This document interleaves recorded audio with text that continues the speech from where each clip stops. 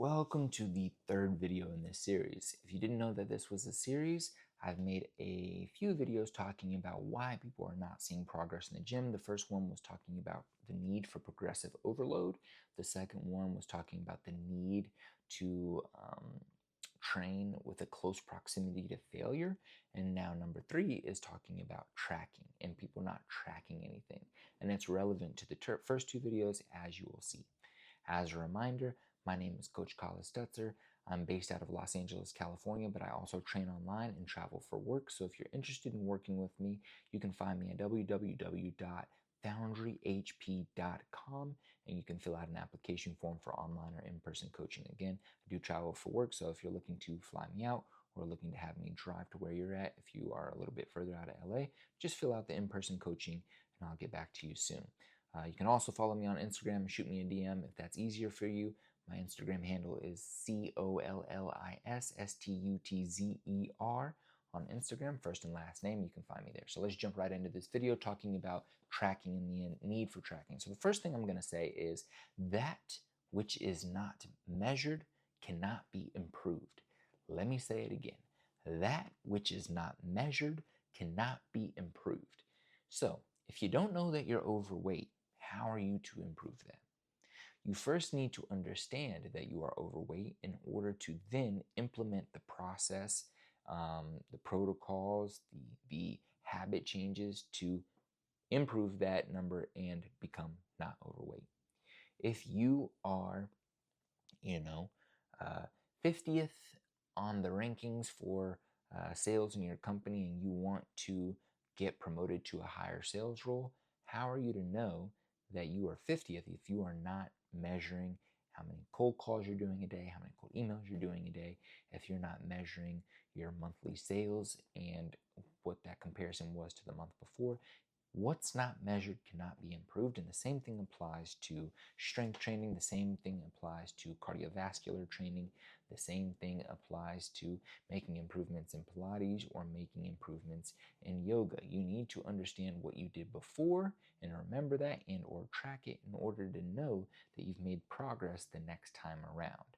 So if you're currently going to the same Pilates class every week and they're always doing 30 reps of a certain movement and you always have to stop at rep 15 because you hit failure and you just can't do the next 15, but the next week you can do 19, but you didn't know that last week you were failing at 15, then you don't know that you made an improvement and you didn't intentionally try to make that improvement. So that which is not measured cannot be improved. Most people treat workouts like random exercise sessions and they're not actually treating them like structured training. If you are hiring a personal trainer or you're intentionally trying to make improvements through the pathway of resistance training or going to the gym, then you need to structure your training, you need to measure your progress, and you need to continue to challenge your body each month or each week or each day to adapt to new stressors. But if you don't know what a new stressor would be, then you can't make improvements. So let's talk about a few things. Weight lifted. This is one thing that people are not tracking in the gym. If you're going to the gym and you have a plan, let's say you did hypothetically get a potentially high quality workout off of an Instagram reel and you write it down. It's like, this is my booty workout, and you write down the exact workout, the exact structure, the exact reps and sets that this girl did on her Instagram video or that this guy did on his upper body pull video, and you decide to go copy that in the gym. First, awesome. Shout out to you. You're making the first step in improving your overall health and fitness by just taking action. Something is always better than nothing. But understand this.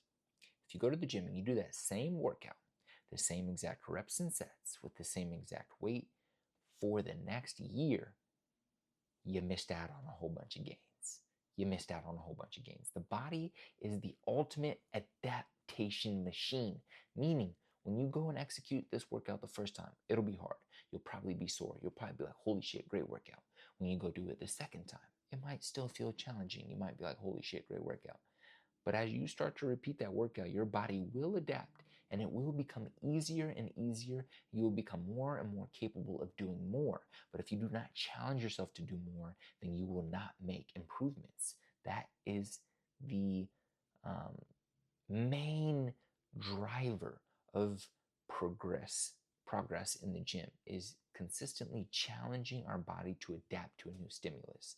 So if you always are lifting 15 pounds of doing curls, or you're always doing 8-pound shoulder presses, or you're always doing 200-pound hip thrusts, and you never change that, then you are missing out on progress and you won't progress. So you need to track your weight so that the next week when you go in the gym, you know what you did last week, and you have a new goal for how to improve this week, whether it's through increasing the total amount of load you're lifting that day, or maybe last week you wrote down you did 12 reps at 200 and this week you try to do 13 reps at 200.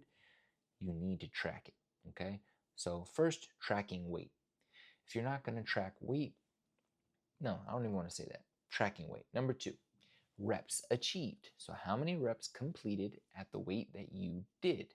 So if you're doing dumbbell rows or machine shoulder press or step-ups or any resistance training exercise in the gym, or bodyweight squats or bodyweight lunges, you need to track the amount of reps you achieved so that the following week you know how many reps you did last week, and you can potentially challenge yourself to complete more reps at the same weight this week.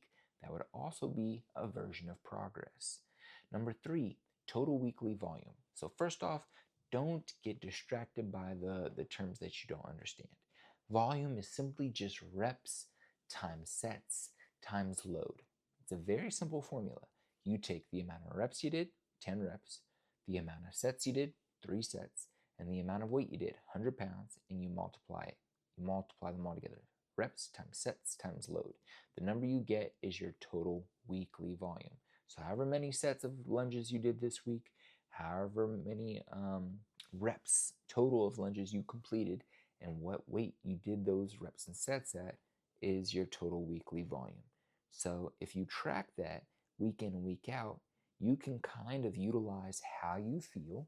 Number 1, are you feeling like shit at the end of the week? Are you feeling super exhausted? Are you in pain? Does your soreness or your DOMS last far too long and it's interrupting your next week of workouts? What you can do is you can go back and look at last week's volume, and if it was too much, you can dial the volume down by adjusting rep sets or load and see how you feel the next week. If you feel better the next week, like that's the amount of volume that you can handle, then you've just learned something new, you've improved your quality of training, and now you can move forward from there. So tracking total weekly volume. Performance trends.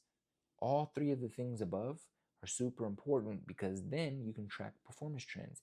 If you see that the past 4 weeks you've consistently increased the total amount of reps you did on a specific exercise, you know you've been making progress and you can continue to challenge yourself and do that. If you've seen that your reps or your ability to complete reps at a weight that you've always been able to do has dropped, maybe you can't do 8 reps at 225 anymore the past few weeks, you know because you tracked it, and that is a performance trend. You notice the performance is decreasing, and you can look at the rest of your lifestyle to see what could potentially be interrupting that. Is it the amount of volume I'm doing? Is it the amount of stress I have at work? Is it the amount of sleep I'm getting? This is why it's important to start tracking important biomarkers or important markers in the gym, whether it's rep sets and weight, or whether it's how many hours of sleep you're getting, or whether it's how stressed you are each day, or whether it's your menstrual cycle. Tracking is extremely important in order to dial in and narrow in on where you can see and make an improvement. So this is really important, ladies and gentlemen. Without tracking, there really is no feedback loop, and without a feedback loop, there is not really going to be much progress because there are no new learnings, and essentially it just makes progress accidental. And if progress is accidental, then yeah, we'll just leave that there. So this is the 3rd week of me making videos about why people are not making progress in the gym. This one was about tracking. So if there's anything you take away from this video, be it this: buy a notebook for $4, $5, $10 off of Amazon. You can type in workout tracker, get it shipped to your house, get a pen, take that shit to the gym, and start tracking your workouts. If you're not working with me, where I track your workouts, inside of the Trainerizer app with my online clients and for some of my in-person clients, And for some of my in-person clients who are a little bit older and not as tech savvy, we utilize a training notebook. If you are not one of my clients and you are somebody out there who's trying to improve in the gym, start tracking today. And I promise you, it's so much better when you put pen to paper. So don't try to find some special app in case you really just you need to have an app. Just get a pen and paper, start tracking your workouts, and I promise you will say thank you to me in 1 year's time.